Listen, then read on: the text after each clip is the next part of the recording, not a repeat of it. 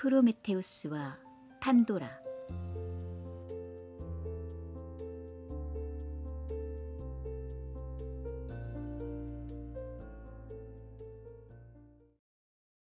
세계 창조는 그 주인인 인간의 흥미를 더없이 자극하고도 남음이 있는 문제다. 고대의 이교도들은 오늘날 우리가 성서에서 얻는 바와 같은 지식을 가지고 있지 않았으므로 그들 나름대로 세계 창조의 이야기를 전해왔다. 그것은 다음과 같은 것이다. 땅과 바다와 하늘이 창조되기 전에는 만물이 모두 하나로 이루어져 있었는데 이것을 카오스라 부른다. 이 카오스는 하나의 혼란된 덩어리로서 굉장히 무겁기만 한 것이었으나 그 속에는 여러 사물들의 씨가 잠자고 있었다. 즉, 땅과 바다와 공기가 함께 어우러져 있었다. 그때만 해도 땅은 딱딱하지 않았으며 바다는 물이 아니었고 공기는 투명하지 않았다. 마침내 신과 자연의 능력으로 땅과 바다와 하늘을 분리하여 그 혼돈을 끝나게 하였다. 그때 불타고 있던 것은 가장 가벼웠기 때문에 날아올라가 하늘이 되었다. 공기는 무게와 장소에 있어서 그 다음을 차지했다. 땅은 이들보다도 무거웠기 때문에 밑으로 가라앉았다. 그리고 물은 제일 낮은 곳으로 내려가 육지를 뜨게 했다. 이때 어떤 신이 그것이 어떤 신인지는 알 수가 없다.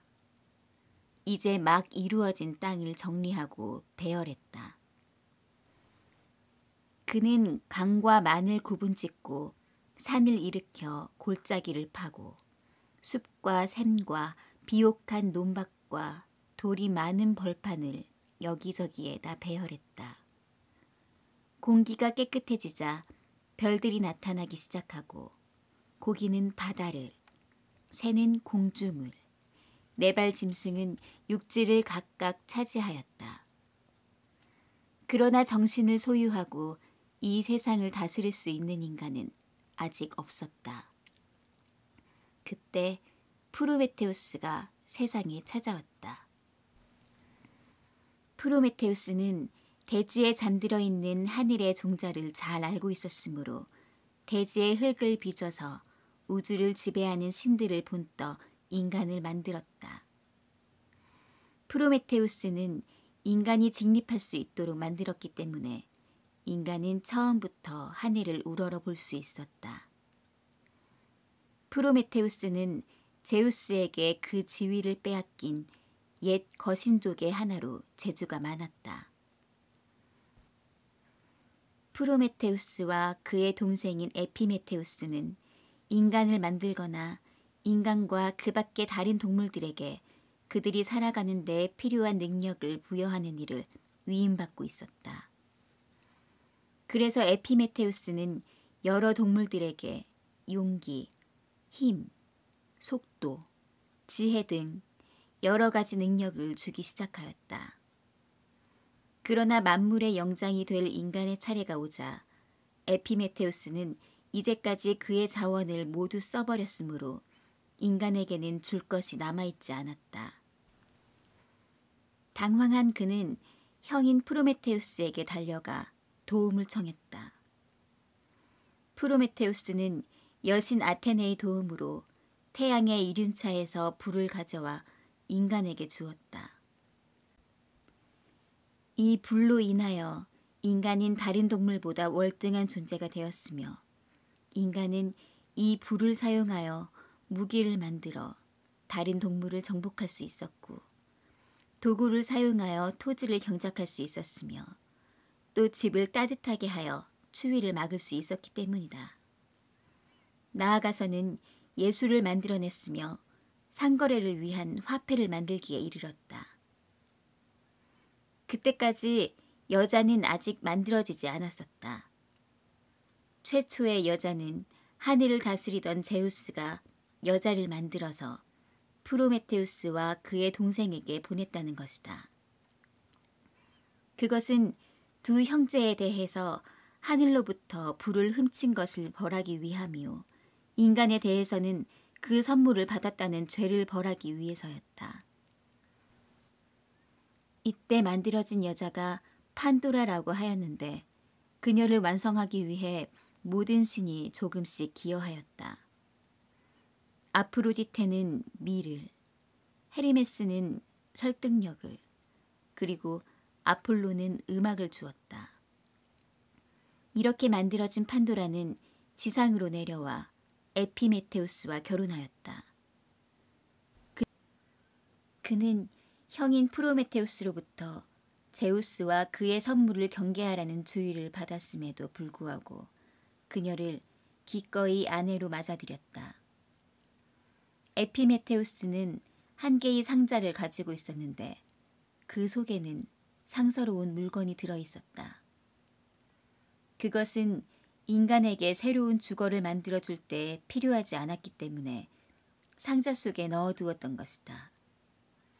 판도라는 이 상자 속에 무엇이 들어있는지 알고 싶었다. 그래서 어느 날 그녀는 뚜껑을 열고 들여다보았다.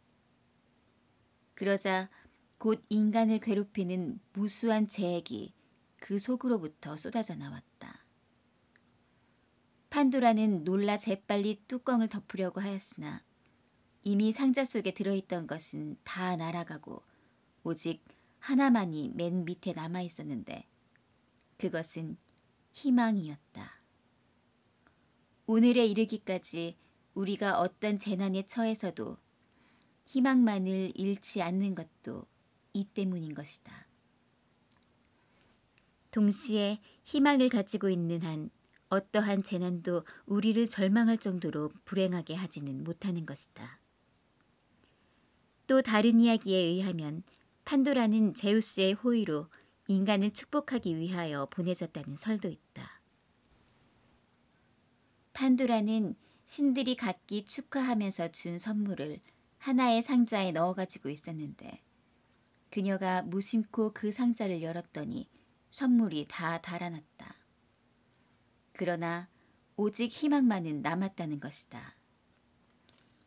이 이야기가 앞서의 이야기보다 더 진실성이 있는 것 같다. 왜냐하면 희망이란 매우 귀중한 보석과 같은 것이므로 그것이 앞서의 이야기처럼 모든 재액으로 충만되어 있는 상자 속에 들어있었다는 것은 있을 수 없는 일이기 때문이다. 이리하여 세계에 최초로 인간이 살게 되었는데 그 최초의 시대는 죄악이 없는 행복한 시대로서 황금시대라고 불렀다. 법이라는 강제에 의하지 않고도 진리와 정의가 행해졌고 땅은 인간이 밭을 갈고 씨를 뿌리며 노동하지 않더라도 인간에게 필요한 모든 것을 생산했다. 이때는 계절의 구분이 없어 항상 봄이 지배하여 꽃은 씨앗이 없이 자라고 강에는 젖과 술이 넘쳐 흐르며 노란 꿀이 떡갈나무에서 뚝뚝 떨어졌다. 다음에는 은시대가 왔는데 이때 제우스는 1년을 4계절로 나누었다. 이때부터 인간에게는 가옥이 필요하게 되었다. 이제는 농작물도 재배하지 않으면 자라지 않았으므로 농부는 씨를 뿌리지 않으면 안 되었고 소는 쟁기를 끌지 않으면 안 되었다. 다음에는 청동시대가 왔는데 이 시대는 사람의 기질이 전 시대보다 훨씬 거친 시대였고 걸핏하면 무기를 들고 싸우려는 시대였다. 그러나 아직도 그토록 사악하지는 않았다. 가장 무섭고 나쁜 시대는 철시대였다. 죄악이 홍수처럼 넘쳐나고 겸손과 진실과 명예는 아무 쓸모없이 사라졌다. 그 대신 사기와 간지와 폭력과 사악한 이기가 나타났다. 이제까지는 공동으로 경작되던 땅이 분할되어 사유재산이 되기 시작했다. 사람들은 땅에서 생산되는 것에 만족하지 않고 땅속을 파서 광물을 끄집어내지 않으면 안 되었다. 이리하여 해로운 철과 더 해로운 금이 생산되었다. 철과 금을 무기로 하여 전쟁이 일어났다. 손님은 그의 친구의 집에 있어도 편치 못했다. 사위와 장인, 형제와 자매, 남편과 아내는 서로 믿지 못하였다. 자식들은 재산의 상속을 원하여 아버지가 죽기를 바랐다. 가족의 사랑도 땅에 떨어졌다. 땅 위에는 사륙의 피로 물들었고 신들은 마침내 지상을 돌아보지 않게 되었다. 지상의 끔찍한 모습을 본 제우스는 크게 노하여 신들과 의논한 후에 이 인간족을 멸망시키기로 결정하고 번갯불로 세계를 불태워버리려고 했다. 그러나 불이 일어나면 하늘도 화재를 면치 못하리라 생각한 제우스는 그 계획을 바꾸어 엄청난 비를 내려 인간들을 멸망시키기로 했다. 제우스의 동생이며 바다의 신인 포세이돈도 모든 강을 범람하게 하여 이 일을 도왔다. 그리하여 큰 홍수가 났는데 오직 파리나소스 산만이 물 위로 솟아 있었다. 그리고 거기에는 프로메테우스의 일족인 데우칼리온과 그의 아내 퀴라가 피난하고 있었다. 이들은 정직하고 신을 잘 섬겼다. 제우스는 이들 외엔 지상에 살아남아 있는 자가 한 사람도 없는 것을 보고 비를 그치게 했다. 포세이돈도 강물의 범람을 막고 본래의 그들 위치로 돌아가도록 명했다. 그러자 땅이 다시 나타났다. 그때 데우칼리오는 퀴라에게 이렇게 말했다. 오, 사랑하는 아내여, 생존하고 있는 유일한 여인이여. 우리는 처음에는 혈연과 결혼의 인연으로 맺어졌고 지금은 공동의 재난에 의하여 맺어졌소. 우리는 선조인 프로메테우스의 힘을 이어받아 그가 처음 종족을 만든 바와 같이 그것을 새로 만들 수 있다면 얼마나 좋겠소. 그러나 이 일은 우리가 할 수 없는 일이니 신전으로 가 신들에게 장차 우리가 무엇을 해야 좋을지 물어보기로 합시다. 그들은 신전으로 들어가 땅에 엎드려서 테미스 여신에게 어떻게 하면 멸망한 인류를 전과 같이 만들 수 있는지 가르쳐달라고 기도했다. 그러자 신탁이 내려졌다. 머리에 베일을 쓰고 옷을 벗고 이 신전을 떠나라. 그리고 너희 어머니의 뼈를 등 뒤로 던져라. 그들은 이 말을 듣고 깜짝 놀라 잠시 어리둥절했으나 퀴라가 먼저 침묵을 깨트리고 말했다. 저희들은 이것만은 쫓을 수 없습니다. 어떻게 어버이의 유고를 더럽힐 수가 있겠습니까? 그들은 나무가 무성한 그늘로 가서 조용히 생각해 보았다. 마침내 데우칼리온이 아내에게 조용히 말하였다. 내 생각이 틀리지 않는다면 신탁의 명령에 따라도 불효가 되지 않으리라고 믿소. 우리의 어머니란 땅을 말하오. 어머니의 뼈란 돌이란 뜻이오. 그러니까 퀴라여, 돌을 등 뒤로 던지면 되지 않겠소? 그들은 머리에 베일을 쓰고 옷을 벗고 돌을 주워 뒤로 던졌다. 그러자 돌은 말랑말랑해져서 한 형체를 이루기 시작했다. 그러더니 마치 조각가가 깎아놓은 대리석상과 같이 점점 인간을 닮은 형상이 되었다. 돌의 젖은 부분과 토질 부분은 뼈가 되었으며 돌의 패인 부분은 그대로 혈관이 되었다. 이리하여 데우칼리온이 던진 돌은 남자가 되고 퀴라가 던진 돌은 여자가 되었다.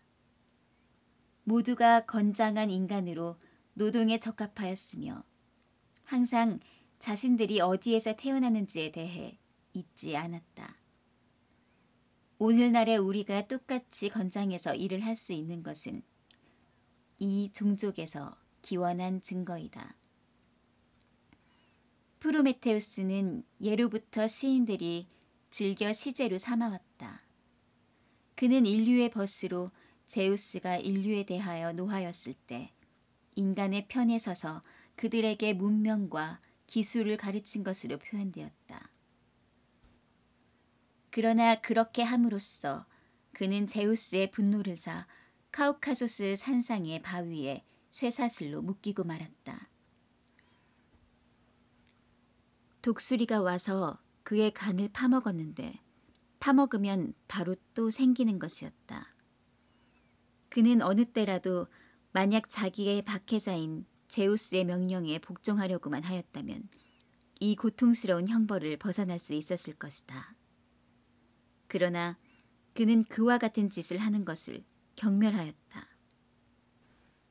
따라서 그는 오늘날 부당한 순환과 압제에 대한 초인적인 인내와 불의에 항거하는 의지력의 상징이 되었다.